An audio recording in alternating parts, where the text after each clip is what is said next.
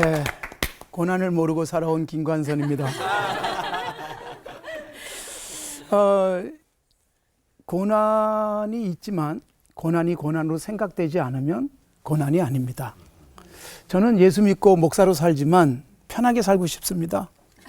네, 그리고 조금 배불리 살고 싶고 또 즐기고 여유 있게 음악도 듣고 여행도 가고 그러고 살아가는 삶을 꿈꿉니다. 네, 그리고 또 그렇게 살려고 애씁니다. 우리 교인들도 그렇게 행복하게 살도록 제가 늘 격려하고 있습니다. 우리는 예수님 그러면 십자가가 떠오르고 십자가 그러면 고난으로 바로 연결시키죠. 사실 오늘 우리가 읽은 제가 본문으로 잡은 말씀이 그거예요. 나를 따라오려면 자기 십자가를 지고 와라. 그럴 때 십자가가 뭘까요? 우린 십자가 그러면 전부 다 정말 고난이에요. 예, 힘들고 어려운 일. 근데 예수님이 십자가라고 했을 때 그 십자가는 뭘까요? 예수님에게 십자가는 죽는 거였어요. 물론. 그것이 하나님 아버지께서 그에게 맡기신 사명이었기 때문입니다. 그래서 예수님은 십자가를 힘들게 지고 죽기까지 하셨어요. 그런데 우리에게 자기 십자가를 지고 따라오라. 그러니까 우리도 다 힘들고 막 십자가를 지면 막 버거운 일 속에서 막 헤매고 고통스럽고 밥도 제대로 못 먹고 날마다 금식하고 이거를 우리가 떠올릴 수 있다는 것이죠. 그런데 예수님이 이 땅에 계시는 동안에 3년 사역 속에서 매일 힘드셨을까? 제자들하고 맨날 심각한 얘기만 나누셨을까? 상상력입니다, 이거는. 예수님이 제자들하고 소풍도 가시고 밥도 참 즐겁게 잡수시고 제자들하고 농담도 하시고 충분히 그랬을 것이다라고 저는 생각을 합니다. 예수님의 그 아주 낙천적인 모습들을 성경 속에서 보는데 내일 십자가 지고 죽어요. 그런데 제자들에게 다 모아가지고 얘들아 금식해라. 지금 먹을 때가 아니다. 그러질 않고 예수님 만찬을 하셨어요. 마지막 만찬을 우리는 요만큼 주잖아요. 근데 예수님이 그때 만찬은요 배불리 먹인 거예요. 배불리 먹였고 그 다음에 충분히 포도주도 마셨고 예수님이 우리에게 막 힘들고 어렵게 신앙생활하기를 원하지 않는다. 제가 그렇게 말씀드리고 싶어요. 십자가라고 할 때 십자가를 많은 경우에 우리는 PASSION, 패션, 고난으로 해석하고 싶은 경향들이 많습니다. 그런데 저는 이 십자가라고 할 때 자기 십자가, 그러면 우리는 모두 다 자기 고난 짊어지고 가야만 되는 것인가? 저는 그걸 패션이라고 해석하기보다는 MISSION, PASSION이 아니라 MISSION, 미션으로 해석하고 싶은 거예요. 자기 사명을 가지고 따라와야 된다. 각자의 사명이 다 있다. 예수님에게 미션은 뭐냐면 십자가를 지고 죽는 거였어요. 근데 우리 모두가 십자가 지고 죽지 않잖아요. 또 죽으라 그런다고 뭐 죽을 사람 없어요. 제가 볼 때 지금 표정 봐도. 그런데 여러분, 우리는 무조건 십자가 고난 이렇게 생각하기보다 즐거운 사명 얼마나 좋아요. 저는 목사로 살아가는데 너무 행복한 거예요. 목회하면서 즐겁고 설교가 저는 너무너무 좋고 교인들에게 찾아가서 같이 대화하고 격려도 하고 슬픈 사람에게 같이 울어주고 즐거워하는 사람하고 같이 웃는 거 이게 얼마나 행복하고 좋은지 몰라요. 저는 행복해서 하고 있습니다. 그래서 고난이 없습니다. 아까 고난을 안 겪을 것이었다라고 생각하지만 저도 배가 고파서 밥 먹기가 힘든 적도 있었고 신문 돌리면서 제가 그 중학교를 다녔습니다만은 그게 그렇게 막 부끄럽거나 그게 막 혼자서 막 감당하기 어렵다는 생각을 해보진 않았어요. 그러면서 기도하고 예배드리고 말씀 공부하면서 행복했으니까. 그리고 제 꿈이 분명했어요. 제가 목사가 되겠다라는 생각을 했기 때문에 이런 좀 힘든 과정이 있지만 이거 겪는 게 나중에 목회하는데 굉장히 힘이 될 것이라는 생각을 어린 시절에 철이 없었을 때지만 철 없어서 철 없는 생각이었는지 모르지만 그래도 그런 희망을 가지고 살았거든요. 그리고 제가 목사로 살아가면서 우리 성도들에게 행복하게 교회 생활하자. 제가 이걸 늘 강조하는 거예요. 막 신앙생활이 힘들지 않길 바란다. 내가 행복해서 해야지. 이거 안 하면 벌 받아. 이래가지고 한다면 그게 얼마나 힘들겠어요. 그건 정말 찾아서 하는 고생이란 말이죠. 그런데 돈 들여서 고난의 길을 가요. 그런데 행복해요. 그리고 시간을 내서 힘든 일을 일부러 해요. 그런데 즐거워요. 양심, 의, 말씀을 지키느라고 수입이 100만 원쯤 될 뻔했는데 50만 원밖에 안 들어왔어요. 근데 그게 너무나도 행복한 거죠. 그래서 이거는 고난이라고 말할 때 고난은 의를 위한 고난을 일반적으로 고난이라고 말씀을 할 거고 그게 십자가일 텐데 그것은 내가 돈이냐 의냐라고 할 때 의를 선택해서 오는 고난이라면 이건 너무 행복한 것이다.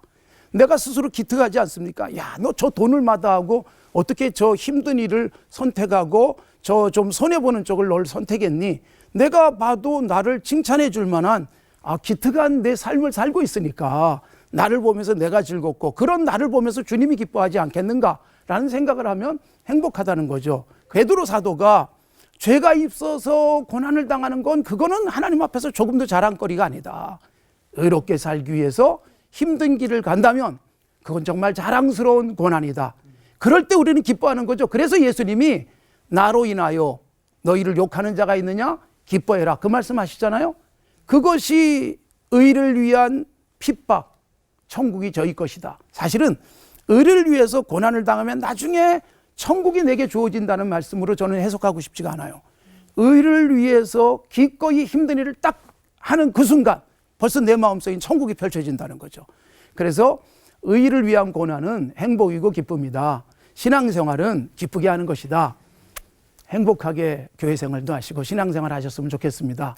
예수님이 말씀하신 십자가는 우리의 미션이다. 사명이다. 그래서 이 사명을 감당하는 기쁨, 사명을 위해서 조금씩 힘든 길을 가는 그 즐거움 우리 모두에게 있기를 바랍니다. 네. 기도하겠습니다. 하나님 아버지 감사합니다. 예수님이 우리를 위한 사명 십자가를 지시고 죽어주심으로 우리에게는 천국을 보장해 주셨는데 하나님 아버지 우리가 지혜롭지 못해서 당하는 고생이 아닌 지혜롭게 바른 선택하면서 의를 위해서 고난을 당하지만 그 자체가 행복한 진정한 십자가의 삶 누리게 하여 주시옵소서. 예수님의 이름으로 기도드리옵나이다. 아멘. 아멘. 성경 66권 중에서요, 로마서가 참 중요하다. 성경학자들이 그렇게 얘기합니다. 근데 그거를 이런 비유로 흔히 말을 하죠. 그러니까 반지에 위에 보석이 달린 보석 반지로 이 성경 전체를 비유할 때 반지 전체가 66권이라면 위에 달린 보석, 그게 로마서 8장이다. 로마서다 이렇게 얘기하고 그 보석이 햇빛을 받아서 반짝 빛날 때 그 빛에 해당하는 부분이 로마서 8장이다. 이렇게 얘기를 해요. 로마서가 참 중요하고 그 중에서도 8장은 굉장히 중요하다 그런 얘기죠. 근데 이제 로마서 8장 28절 저는 성경 말씀을 읽거나 또는 연구하거나 묵상할 때 은혜를 받으면 그 성경 장 숫자, 절 숫자 그거를 그냥 이렇게 연결해서 또 내용도 암기하고 그래서 하나님께서 제게 주신 축복의 비밀 코드라고 저는 그렇게 생각을 해요. 로마서 8장 28절이니까 828 이렇게 되죠. 빌립보서 4장 19절은 빌립보 419. 근데 828 아주 굉장히 좋잖아요. 그죠?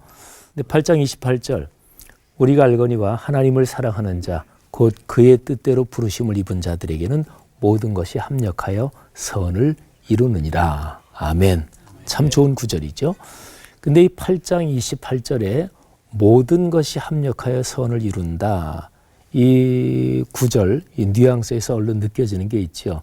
사람 사는 데는 좋은 일, 안 좋은 일 또는 성공과 실패가 어차피 같이 있다. 근데 그 중에서 누구나 다 원치 않는 거, 실패 또는 고통, 고생, 고난, 뭐라고 표현하든지 간에 부정적인 것들 누구나 싫어하잖아요. 근데 그런 것까지도 합력하여 선을 이룬다.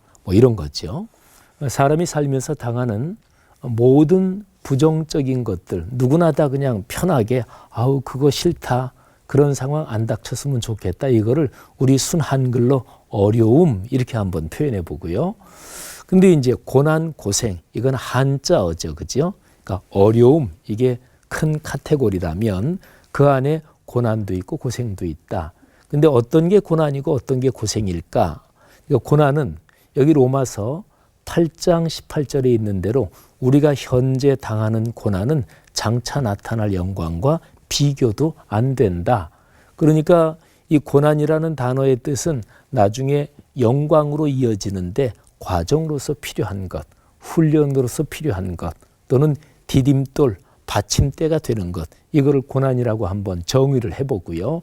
고생은 나중에 영광으로 이어지지 않고 그냥 어려움이 어려움으로 끝나는 거, 이거를 고생 한번 이렇게 정의해보죠. 그러면 어떤 어려움이든지 간에 내가 잘못해서 겪는 것이든 무고하게 겪는 것이든 뭐 우리나라 국가 경제가 안 좋아져서 나는 열심히 일했는데 그런데 경제적으로 어려움을 겪는 것이든 아니면 좀 미국에서 뭐 누가 잘못해서 미국의 대통령이나 세계적으로 강력하게 영향을 끼치는 정책 결정자가 어떤 정책을 결정했다. 그게 한국에 사는 어떤 사람한테까지 영향을 끼치기도 해요. 근데 어떤 것이든지 좋습니다. 저는 고난, 고생을 제 나름대로 이렇게 정의해 봤어요. 그 어려움에서 레슨을 받느냐. 레슨을 받으면 그거는 고난이다. 그러니까 이 고난은 영광으로 이어지는 거죠. 레슨을 받지 못한다. 그러면 그거는 고생이죠. 그러니까 똑같은 사람이 똑같은 일이 겪어도 어떤 사람은 그게 고난이 되고 나중에 영광으로 되는데 어떤 사람은 그냥 어려움이 어려움으로 끝나는 그냥 생고생을 한다. 생고생 앞에 굉장히 강력하게 요즘 유행하는 말을 붙이면 개고생이죠. 우리 레훈 씨가 뭐 잘 쓰는 그 글자 아닌가 싶은데요. 그래서 그러니까 그냥 고생이 그냥 고생으로 끝나고 생고생도 될 수 있고 개고생도 될 수 있고 일단은 단어 정의를 그렇게 하고요. 자, 그러면 8장 28절 제가 오늘 선택한 성경 구절인데 모든 것이 합력하여 선을 이루느냐? 그거는 여기 성경 말씀에 있으니까 당연히 그렇게 된다. 저는 그렇게 믿습니다. 근데 그렇게 합력해서 선을 이루는 이유가 있습니다. 8장 28절 뒤에 29절, 30절 두 절에 합력해서 선을 이룰 수밖에 없는 이유가 나온다. 저는 그렇게 이 말씀을 묵상했는데요. 29절, 30절을 제가 먼저 한번 읽어드릴게요. 하나님이 미리 하신 자들을 또한 그 아들의 형상을 본받게 하기 위하여 미리 정하셨으니 이는 그로 많은 형제 중에서 맏아들이 되게 하려 하심이니라. 또 미리 정하신 그들을 또한 부르시고 부르신 그들을 또한 의롭다 하시고 의롭다 하신 그들을 또한 영화롭게 하셨느니라. 아멘. 여기에 구원의 5개 단계가 나옵니다. 미리 아셨다, 미리 정하셨다, 부르셨다, 의롭다 하셨다, 영화롭게 하셨다. 근데 5개 중에서요, 우리가 보통 기독교 신학적으로 설명할 때 미리 아셨다, 미리 정하셨다. 여기까지는 우리가 몰라요. 하나님이 나를 사랑하시나 그걸 우리가 모르는 거죠. 근데 부르셨다, 이 단계부터 우리가 알죠. 하나님이 나를 부르셨다. 그리고 의롭다 하셨다. 예수 믿고 원죄의 이 문제가 해결되고 우리가 하나님의 자녀가 되는 거죠. 근데 맨 마지막 영화롭게 하셨다. 이건 신학적으로 영화, 이거는 영원한 천국 가서 우리가 들어갈 상태를 영화라 그래요. 영어로 말하면 glorification. 그거는 이 지상에서 이루어질 일은 아니거든요. 근데 여기 로마서 8장 29절 30절에는 이 구원의 5개 단계가 전부 다 표현상으로 과거형으로 되어 있습니다. 그러면 좀 이상하잖아요. 영화롭게 하셨느니라가 아니라 하실 것이다. 이렇게 돼야 논리적으로 맞잖아요. 근데 원어도 마찬가지예요. 영화롭게 하셨느니라. 그건 이런 겁니다. 예를 들어서 대통령이 많은 기자들이 보는 앞에서 어디 공식 순방을 하다가 그 다음에 기자들이 다 보는 앞에서 대통령이 어떤 일을 약속했다. 그런데 그 약속을 받은 사람이 아유 대통령님 죄송합니다. 요즘 세월이 하도 험해서요. 대통령님이 이렇게 기자들이 있는 데서 말씀하셨지만 죄송하지만 각서 한 장 써주실 수 있겠습니까? 그럴 거 아니잖아요. 그죠? 대통령이 공적인 자리에서 약속을 했는데 대통령의 말이니까 이루어지는 거예요. 그러니까 성경에 그런 표현들이 많아요. 하나님의 말씀이기 때문에 미래에 이루어질 일인데 과거형으로 표현된 거죠. 자, 그러면 보세요. 우리 그리스도인이 제일 최종적으로 도달할 목적지는 뭔가? 그거는 영화의 상태예요. 이루어질까? 그럼요. 왜요? 그거는 하나님께서 말씀하셨기 때문에. 그러면 보세요. 결국 최종적으로는 영화의 상태에 도달하잖아요.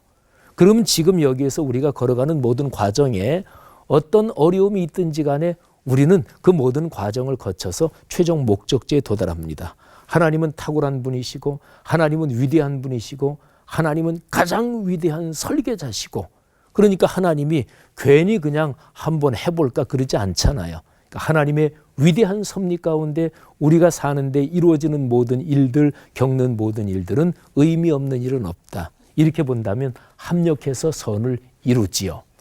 우리의 삶에서 부딪히는 어려움을 그냥 생고생이 아니라 고난이 되게 할 수 있다는 거지요. 그 가운데 하나님께서 주시는 의미, 그 레슨을 묵상하면 어떤 일이든지 영광에 이르는 고난, 그거는 바로 감격, 감사가 되겠죠. 올림픽에서 금메달을 따기 위해서, 그리고 내가 이 감독의 말을 순종하고 훈련을 열심히 받으면 금메달 딴다, 이러고 생각하고 훈련을 받는 그 선수는 가슴에 감격 그리고 설렘이 가득 차 있을 거 아니겠어요. 그리스도인이 당하는 고난, 바로 그런 것이라고 말씀합니다. 이게 로마서 8장의 메시지지요. 이 메시지가 우리의 삶에서 작동하기를 간절히 바랍니다. 기도하겠습니다. 하나님 은혜 감사합니다. 우리가 살면서 겪는 수많은 어려움들 하나님의 섭리 가운데 있는 줄 믿습니다. 합력해서 선을 이루게 하시는 하늘아버지의 은혜 감사합니다. 예수님 이름으로 기도 올립니다. 아멘.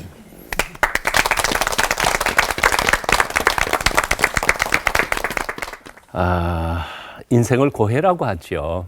고통의 바다라는 뜻이죠. 불교적인 용어입니다. 산다는 것 자체가 고통이니까요. 네 가지 고통이 있다고 그러죠. 사고, 태어나고 죽고 병들고 늙고 하는 것. 이 네 가지 고통을 벗어나는 것, 이것이 바로 해탈이고, 벗어나기 위해서 공부하는 게 마음의 공부이고 그런 것이라고 생각이 듭니다. 그러나 기독교에서는 이 고통, 기독교 신앙에서는 고통도 하나님이 주신 선물일 수 있다는 것이 기독교 신앙의 믿음의 고백이라고 말할 수 있습니다. 어떻게 고통, 고난이 하나님이 주신 축복일 수 있을까? 아주 간단하게 생각해 볼 수가 있을 거라고 생각합니다. 여러분 한센 씨 병 아시잖아요. 무슨 질병이에요? 통증을 느끼지 못하는 질병이죠. 통증을 느끼지 못하기 때문에 신발로 이렇게 신고 가다가 큰 못이나 이런 게 신발 발바닥을 뚫고 들어와 가지고 상처를 내도 아픈 줄 모르니까요. 그냥 팩해서 들고 다닙니다. 추운 겨울에 코가 얼어서 떨어져도 모르고요. 손가락이 얼어 떨어져도 못 굴고요. 그래서 한센시병 환자들은 매일 저녁, 매일 아침 머리끝부터 발끝까지 그들의 건강, 온 몸을 어떤 상태가 있는지를 체크를 한다고 그러죠. 그러지 않고는 자기 몸에 무엇이 박혔는지도 모르고 거기에 골마갈 수 있는 것이니까요. 이런 희귀병들이 굉장히 많은 것 같아요. 무한증, 땀이 나지 않는 그런 병이 있다고 그래요. 이유는 간단합니다. 이 몸이 체온을 느끼지 못하니까 땀이 안 나는 거죠. 이게 엄청난 희귀병이자 그리고 이 부작용으로 오는 것이 굉장히 목숨을 단축할 수밖에 없다는 겁니다. 그러니까 통증을 느끼지 못한다는 게 굉장히 행복할 것 같은데 사실은 통증을 느낄 수 있다는 게 얼마나 복된 일일까. 그래서 어떤 외과 의사가 쓴 책 중에 그런 게 있습니다. 통증은 하나님이 우리 인간에게 주신 가장 귀한 선물이라고. 왜냐하면 자기의 몸을 보호할 수 있는 하나님이 주신 수단이기 때문이라는 거죠. 위대한 동물학자 알프레드 러셀 윌리스라고 하는 사람이 나방이 꼬치를 뚫고 밖으로 나오는 과정을 이제 관찰을 했습니다. 그런데 꼬치를 뚫고 그 좁은 틈으로 나오는 게 얼마나 불쌍해 보였던지 예리한 칼로 이렇게 해서 구멍을 넓혀줬습니다. 그랬더니 쉽게 나왔어요. 근데 쉽게 나온 그 나방이가 결국 발육부진에다가 날개도 색깔이 별로 좋지도 않고 결국 그 상태에서 더 이상 커지지 못하고 빨리 날지도 못할 뿐만 아니라 죽고 말더라는 거죠. 그때 그가 깨달은 게 나방이 고치를 뚫고 나오는 그 무한한 고통과 어려움을 극복할 때 비로소 다음번 삶에 엄청난 파워와 지혜와 능력과 에너지를 획득하더라는 것이죠. 하나님께서 우리에게 어떤 시련과 고난을 주실 때에 분명히 그것을 통해서 다음번에 우리에게 허락해 주실 놀라운 축복이 예비되어 있음을 우리는 가끔씩 깨닫게 되는 겁니다. 시련은 저주가 아닙니다. 이건 분명한 거지요. 비 온 뒤에 땅이 굳는 것처럼 시련과 훈련을 통해서 하나님께서는 우리를 성숙시켜 가시는 게 분명하다는 거죠. 아까도 목사님 말씀하셨습니다만 욥의 고통, 고난, 예수님의 십자가의 고난, 그것과 자꾸 지금 나와 비교를 해보려고 그러는데 하나님께서 나에게 욥의 고통을 허락하실까요? 아니면 하나님께서 베드로처럼 거꾸로 십자가 지고 죽기를 원하실까요? 글쎄요. 하나님이 원하시는 욥의 고통은 표준이 아니고 특별한 케이스라는 거죠. 베드로도 특별한 케이스지. 예수 그리스도를 믿고 그분의 뒤를 따르는 사람들이 모두 다 욥처럼 야고보처럼 베드로처럼 그렇게 죽어가기를 하나님이 원하시는 건 절대로 아니라는 생각을 듭니다. 신학생 시절에 처음 어떤 기도원에 올라갔습니다. 기도원에 올라갔는데 거기에 강단 위에 예수님의 초상화가 걸려 있는데 그 초상화 보고 내가 얼마나 기겁을 했는지 몰라요. 보통 기도원이라면 그 초상화가 예수님이 가시미 연류관을 이렇게 쓰신 분이잖아요. 또는 겟세마네 동산에서 기도하시는 정말 고생스러우신 예수님의 모습인데 그 기도원에서는 30대 초반의 청년 예수께서 이를 환히 드러내시면서 하늘을 쳐다보고 깔깔대고 웃으시는 그림에 혹시 본 적 있으세요? 나는 그 그림을 보고 충격을 먹었어요. 예수님이 웃으셨나? 성경에서 내가 예수님이 웃으셨다는 글을 읽어본 적이 별로 없는 것 같아서 나의 신앙적인 이미지로는 전혀 안 맞는 것이라고 생각했어요. 그런데 그 후부터 복음서를 다시 읽어가면서 아까 우리 김 목사님 말씀하셨던 것처럼 예수님이 그렇게 심각하게 사셨을까? 심각하게만 사셨을까? 밤낮? 아니라는 생각이 분명히 들더라고요. 사실은 우리가 복음서를 성경이라고 생각해서 너무 엄숙하게 읽어가서 그렇지 사실 복음서의 예수님의 말씀 중에 위트와 개그맨 이상 가는 개그와 이런 것들이 포함되어 있는 문장들이 엄청나게 많아요. 예수님은 엄청나게 개그를 하셨던 분이세요. 그러니까 아니구나.